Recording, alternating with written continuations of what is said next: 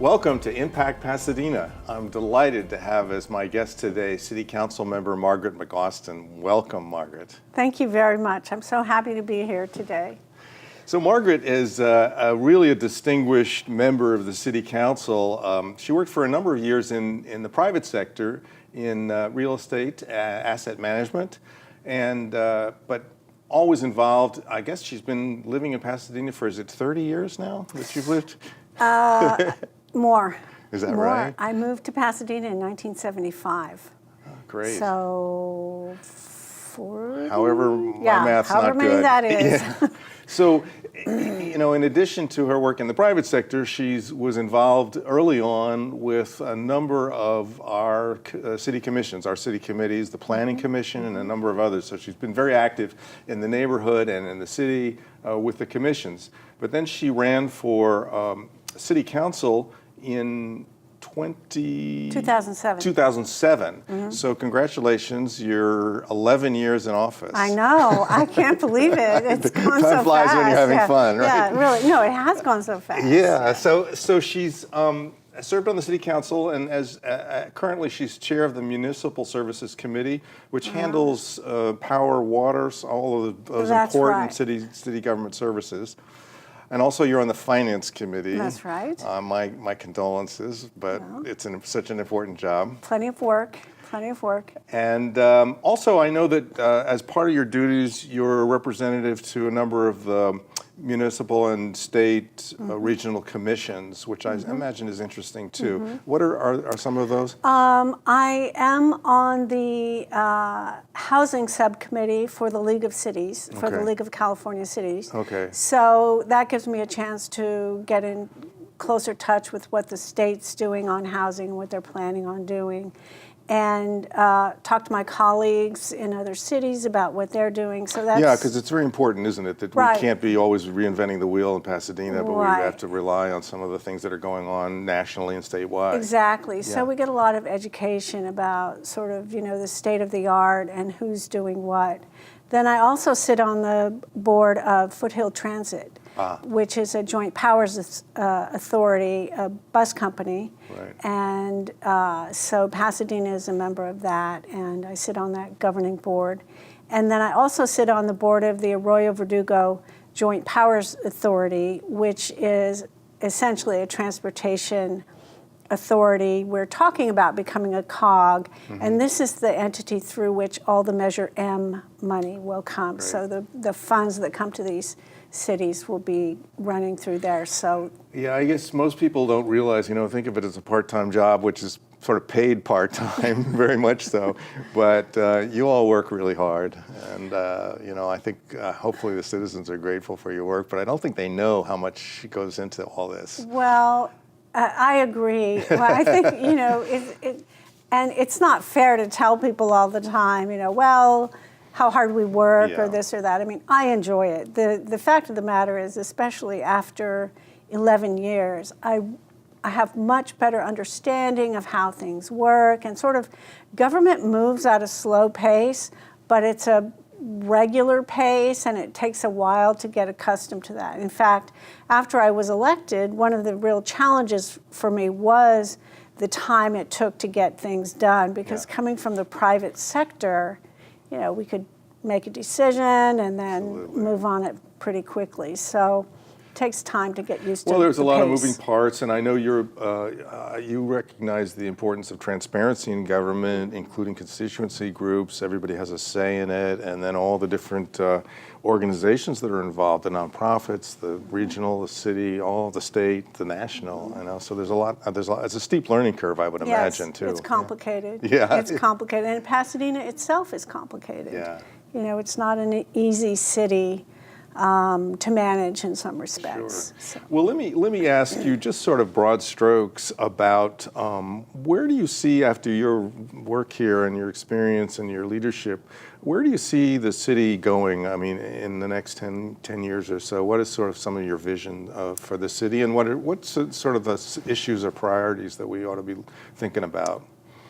The challenge for the city is it's really complicated, and it's something that we work on almost every week at our meetings, because the challenge for the city is how can we keep the charm and the character and the parts about Pasadena that people love, the neighborhoods, the streets, the sidewalks, the trees, and the level of community participation, which has a lot to do with it. Yeah. How can we retain all that and its sort of Midwestern feel, and at the same time be a growing, dynamic, and innovative city that is attractive to businesses and to retailers as well as to residents.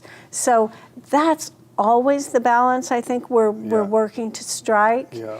And today's economy and today's businesses, everything moves so quickly with the tech companies. I mean, for example, look at the office buildings we have in Pasadena, just like any downtown. We have these tall office buildings, and they do not represent the kind of places where today's workers want to work. Right. So we have to adjust and figure out how can we make ourselves attractive in terms of homes and, diversity of housing and schools and the whole package. It's interesting. I was going to say, it's interesting that as somebody who's lived in Pasadena now about 25 years myself,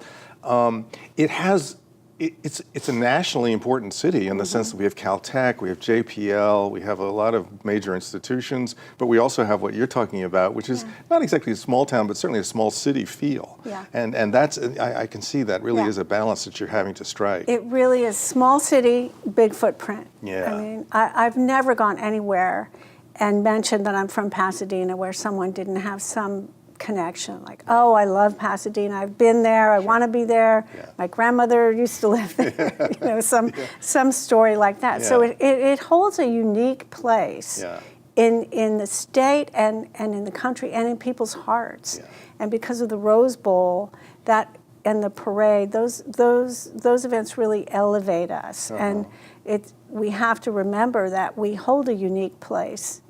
So how do we do all this? How do we keep it, the way we like it, but at the same time hop on the progress train at the same time? I mean, briefly, can you give us the? I don't know. I was hoping you'd tell me. That's really the challenge. But one of the things I've found, especially lately, is it's just so important to keep communicating with people. Yeah. And this is one of the challenges that I think we really face as a city because, as I said, technology has moved so quickly, and the city wants to move very quickly with technology, but it's a big old boat and it doesn't turn very quickly. Yeah.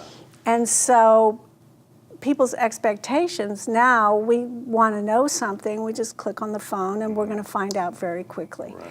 And we have to find a way as a city to push out information to our constituents more and draw them into, the city website and have a website that's easy to navigate and understandable. And I think we've made some strides in that regard, but I hear people say, we didn't know that. We didn't get that information. Right. Why didn't we hear about this effort? Yeah. And so it's a challenge because I think we all get too much email. Yeah. So we don't want to bombard people with information, but we want to keep them up to date on what's going on in the city. Well, just to put a plug in for Pasadena Media, Pasadena Media is one way that we do that. Here's an idea. Not just on the cable TV, but also we have a YouTube channel. So people can click on to hear this interview or other information. So that's my plug for Pasadena Media. But I think it's part of the effort that you're talking about. And instead of it just being plain old cable TV, we're also looking at other platforms, that Facebook and things like that, which are great ways to communicate. I mean, some people get all of their news on Facebook. Yeah. They consider it, their newspaper. Yeah. So, but that's a challenge for the city, and in another respect, because in sort of the old way, city council would have its meetings, and if people wanted to participate, they'd have to come down and sit in the council chambers and wait, and they still do. Yeah. And that seems a little outdated too. right? Yeah. And it's hard. It's really hard to take, if you're a family, you have a family, you know, to say, okay, I'm going to leave at dinner time, and I don't know when I'll be home. I might be home at 10 o'clock. I Yeah. might not. Yeah. And just because you want to be heard, that doesn't seem Well, yeah, fair. I would imagine, particularly for younger people with families, students, all this, you know, group. So just to complete, Yeah, so sure. people, so I think, so for me as a council member, I try and stay in frequent contact with my constituents and have a lot of smaller group meetings and issue meetings, because that way I can hear what's going on with people and what's on their minds, and, you know, connect with them on a one-to-one level, and then bring that back into the work that I do on the council. Yeah. Well, that's the one great thing about Pasadena, is that it's small enough, and there are enough of the city council districts, so that really is possible for you to get to know people, and that's the greatest education there is. As someone who's also run for elective office, I know that meeting people is just the best education. Well, we're you know, talking about the future of the city and the vision of the city. I mean, one of the important things, whether we like it or not, is the financial health of our city.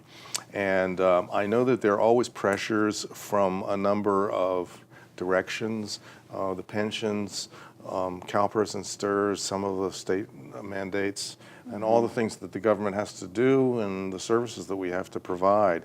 So just in, again, broad strokes, how do you see the financial health of the city, and what are some of the things that we're doing progressively to keep us afloat?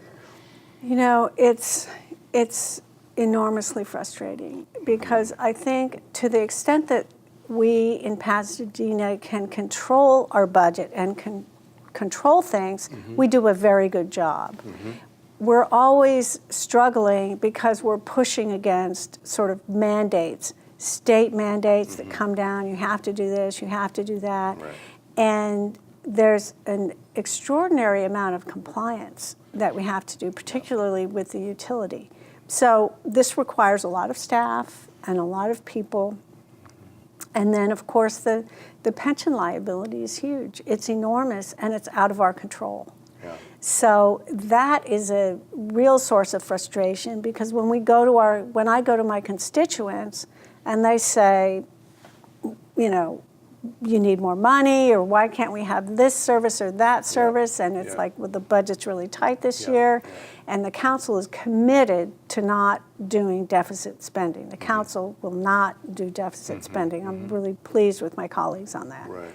But it's difficult to answer and say, well, you know, it's not me, the state's putting that mandate on us, or the, you know, CalPERS, we can't control the CalPERS investments. Yeah, the CalPERS, by the way, is the state pension system, and they've asked for additional funding from the cities, essentially, to keep them solvent, at least according to their assessment.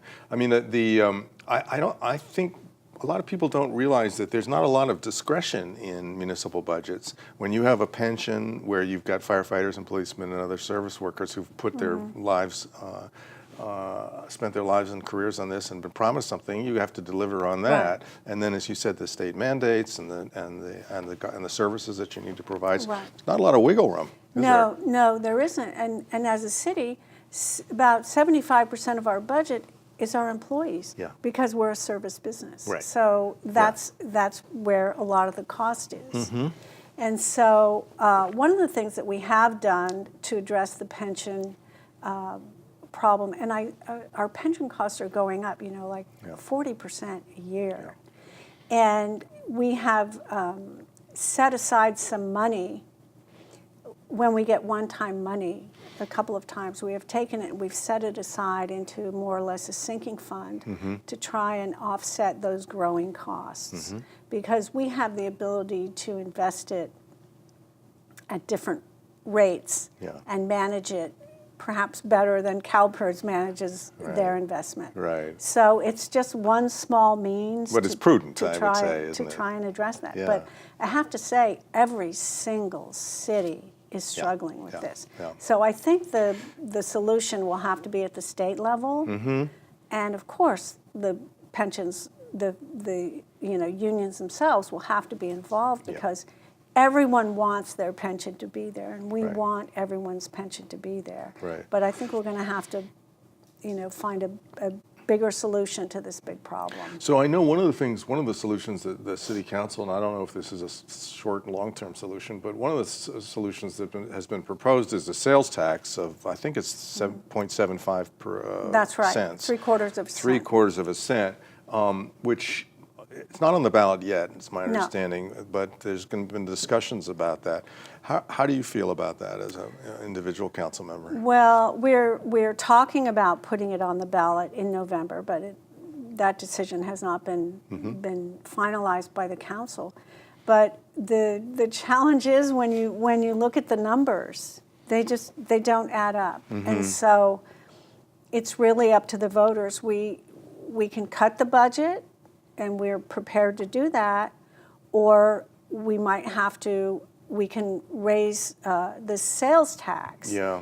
But it's up to our residents, really, if they want to continue to receive the same level of service. And Pasadena has a high level of service. We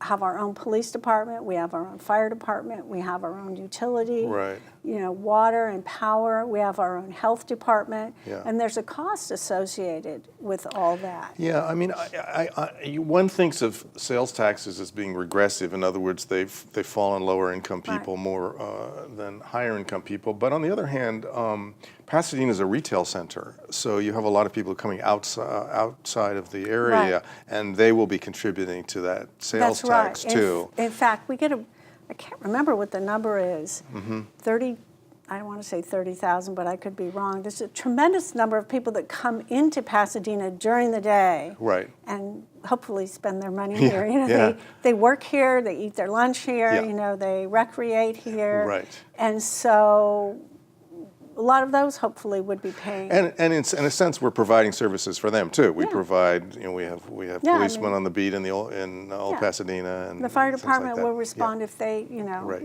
if they need it. Right. So I consider myself pretty fiscally conservative, but when you look at the numbers, it's like, well, we either cut or we raise more money. So I'm supporting the sales tax, but I'm not enthusiastic about it. Right. But it is the right thing to Right, do. right. Well, thank you. One other area that I know is important to you and to everybody in Pasadena is our public education system. And I know that there have been some bumps along the road over the years at PUSD, but I know that there's a commitment on the part of the city to deliver high-quality public education. They also have issues of financing related to the state and all that stuff. So give me a snapshot sort of public education in Pasadena and what we can do for our students and kids to assure them a great education. It's been a challenge as long as I've been in Yeah. Pasadena. And I think that, I do think that ever since busing came into Pasadena, there was white flight from the schools, and the schools have never really recovered from that in terms of population.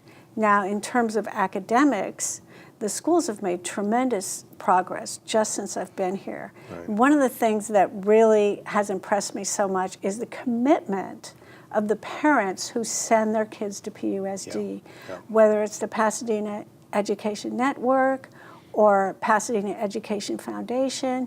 I mean, the commitment of these parents to education and to education for all the students is just tremendous. And they've been working against tremendous odds because for a long time, there was just a meme that you shouldn't send your kids to public school because they couldn't get a good education. Yeah, I mean, I think that's the narrative was one of the problems, Yeah. as opposed to the reality, which is a little brighter than the I narrative. mean, that may have been true at one Yeah. time, I don't know. But certainly what I've seen, especially in the lower grades, Yeah. is incredible. I go down to the Longfellow, one of the schools in my district, and I see what those students are doing. Right. And all the magnet schools. I mean, it's so exciting. Yeah. It's really exciting what Yeah. they're doing. So we have to find a way to work with, the businesses in the community and everyone in the community you can't just change the narrative. We have to educate our residents so that they will know and believe that it's true. Right. Because it is true. Now, unfortunately, I think the PUSD, because it encompasses Altadena and Sierra Madre, as well as Pasadena,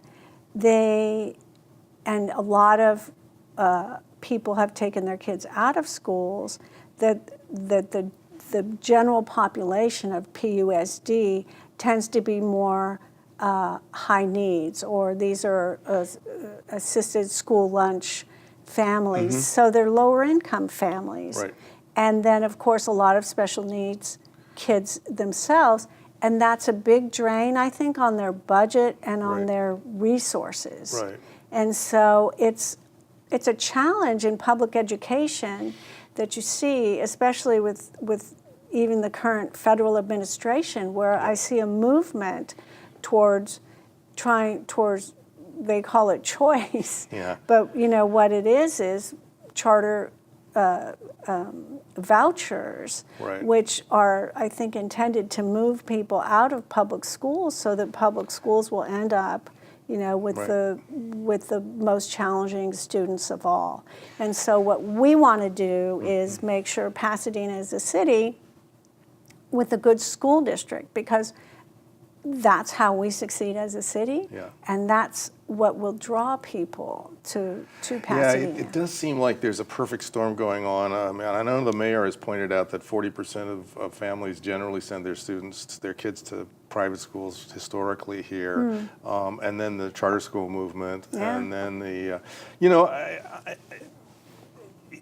you raise the issue about white flight, and I think there is some validity to the idea of two Pasadenas, where we have people who are in some areas who are sending their kids to private school, and then we have kids in other areas, in the Northwest or some of the other areas where, you don't have the same advantages. You're first generation college or first generation high school students, and this is a problem that we wrestle with, I think, in Pasadena all the time. And I don't think there's any silver bullet for this or simple solution, but I do think that it's part of what Pasadena is trying to do, is to Well, it is, and I think, at least for myself, Yeah. I've learned so much in recent years, just talking about things like male privilege, white male privilege, and the entitlement, and how you can't have the connections to get you where you want to go if those were never afforded to you because of the school you went to, for example. Right. So there's so much to be said for all that, and also with women. But I think Pasadena wants to solve these problems. they do. And we work at it, but it really is a challenge on so many levels. But we're all learning about those obstacles. And as those obstacles are brought up to us and we face them on the city council and we learn to understand them, Right. then it's... Well, I think you're absolutely right, and this is a national debate that's going on in our country. But I think Pasadena probably is uniquely qualified to work through that, because we talk about transparency and communication, and we seem to have that, and people are pretty civically involved. And so you have a problem which is ultimately a cultural problem, but it is true that if you have a city or a system which is open to discussions of difficult topics like that, we can get somewhere. I'm hoping, knock wood. Yeah, I agree. I mean, I think we are kind of uniquely positioned to solve that problem. Yeah. And I don't have the solution, but I'm convinced that if we work together, we can solve it. The challenge is that so much happened for so many years in the past that it's not going to, we're not going to solve it overnight. But I think there's definitely a will in this city. Yeah, I'm hopeful of younger generation too. Yeah. I think they don't have some of the hang-ups that I our know. generation may Yeah. have about it. And I know in terms of education, my son is just married and looking at living in Pasadena, and they're looking at areas that were, wouldn't a generation ago somebody like him probably wouldn't be looking. And I know he's not going to send his kids to private school. He's going to send his kids to public school, and he's going to be able to contribute and for a more diverse environment in the school system. A lot of parents want that. Yeah. They want their kids That's to grow right. up That's right. in a diverse neighborhood. That's right. In a city with a lot of diversity and in a school with diversity. I know where I live, when I moved to Pasadena I used to live in a neighborhood called Heather Square, which was just west of Bungalow Heaven. And these were in the days when Bungalow Heaven was just forming. I knew people who in Pasadena who had never been north of the freeway. Right. And they didn't know. It's like, you can live up there? Exactly. What's up there? And there's a lot of opportunities in there. I know Yeah. my son and his friends are looking hard, and that's Yeah. So we've started on a fascinating conversation. Oh. If you can, we'd love to have you stay for a second segment where we can talk about some of the other issues facing Pasadena. Sure. But it's delightful to explore this with you. Thank you. I'd love to. Thank you, Margaret. Thank you.